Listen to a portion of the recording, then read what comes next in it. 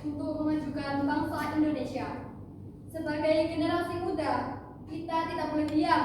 Kita harus ikut mengambil peran, berani menyampaikan pendapat, menjaga persatuan, dan menggunakan kebebasan dengan penuh rasa tanggung jawab. Mari kita jaga demokrasi, tegakkan keadilan, dan wujudkan Indonesia sejahtera. Sekian dari saya. Kurangnya mohon maaf.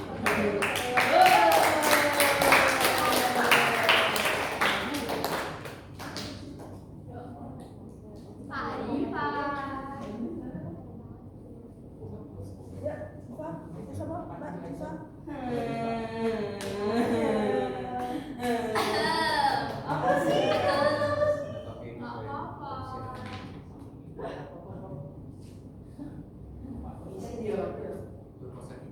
Salam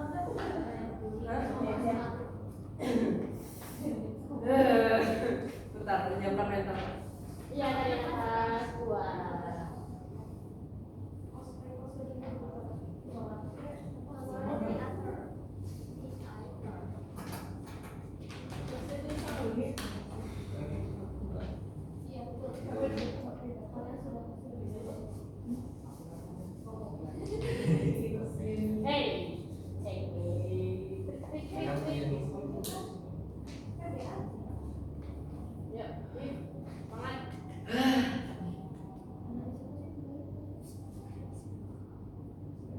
Saudara-saudara, dulu saya adalah seorang pelajar yang acuh dengan realitas kehidupan yang terjadi di sekitar saya. Jika itu bukan urusan saya, untuk apa saya memikirkan itu? Tapi ternyata saya salah. Realitas kehidupan yang banyak terjadi sekarang membuka mata saya lebih lebar untuk bersyukur terhadap apa yang bisa saya dapatkan di usia remaja. Usia yang katanya masa emas untuk mencoba hal baru, meraih banyak prestasi, dan mempersiapkan masa depan yang matang sesuai dengan yang dicita-citakan.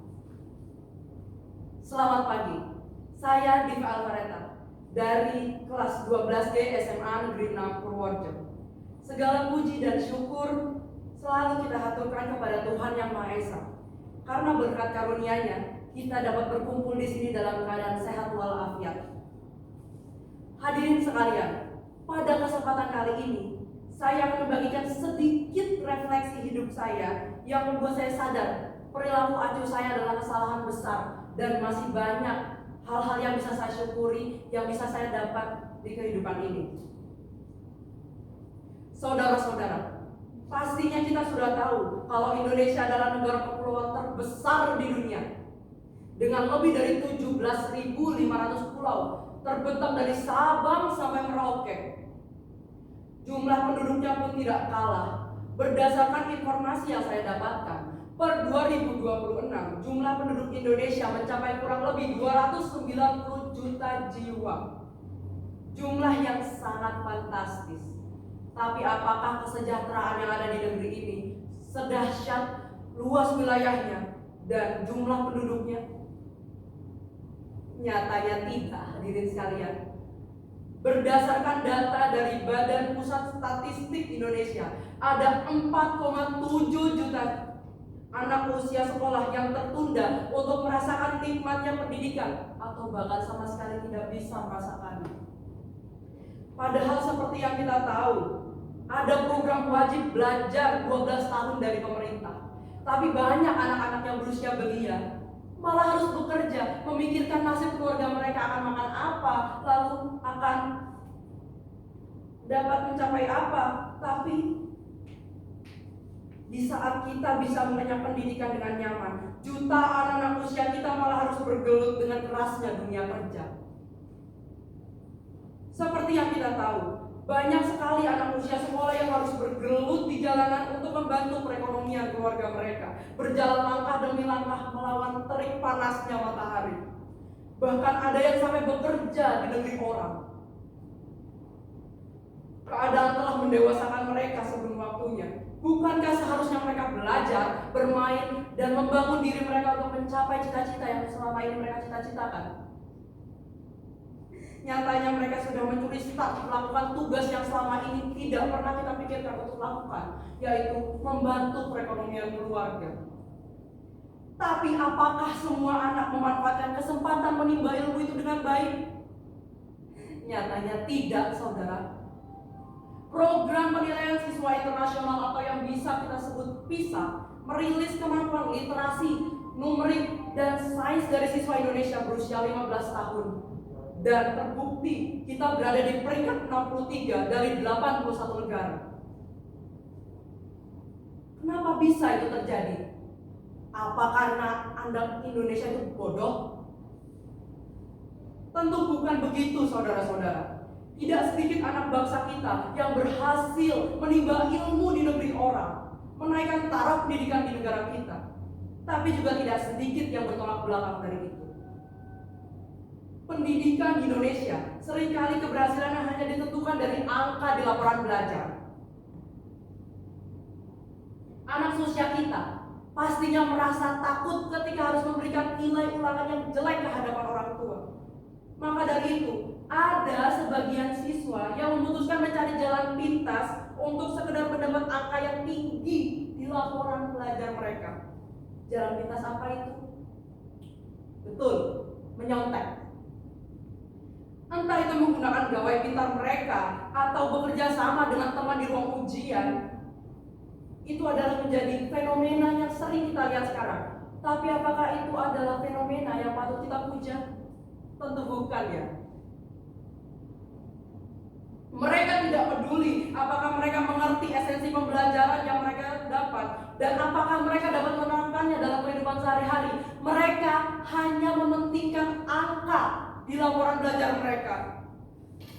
Kondisi ini diperparah dengan fenomena dongkrak nilai dengan alasan pertimbangan pencapaian kompetensi belajar siswa. Mereka yang mencontek, yang pada dasarnya tidak mengerti apa-apa dan tidak mengerti apa yang mereka pelajari, merasa santai dengan keyakinan bahwa mereka akan selalu naik ke tingkat selanjutnya.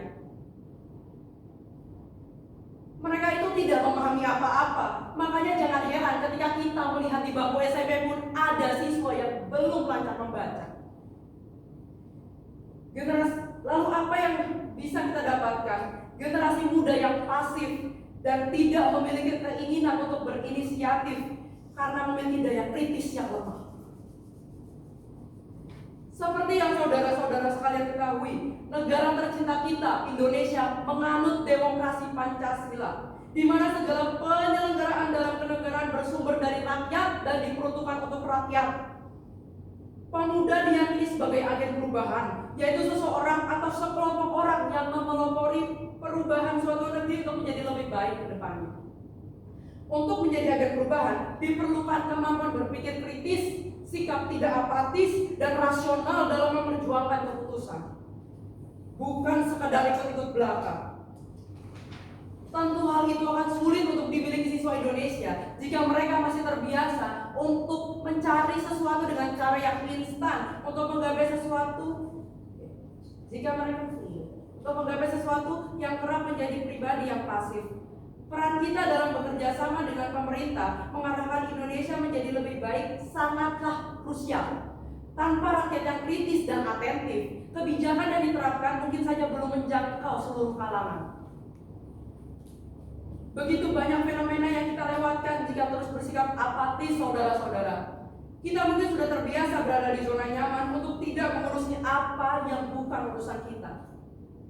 Mungkin beberapa dari kita memang merasa hal-hal yang berbau perpolitikan itu sangat membosankan dan sangat rumit.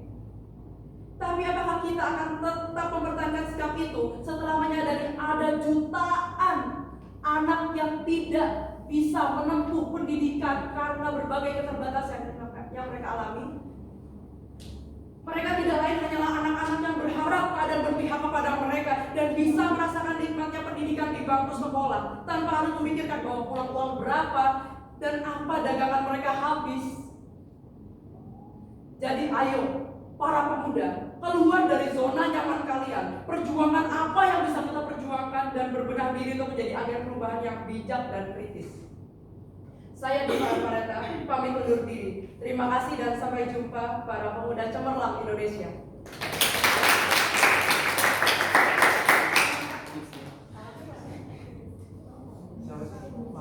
Yuk. Enggak, boleh mental.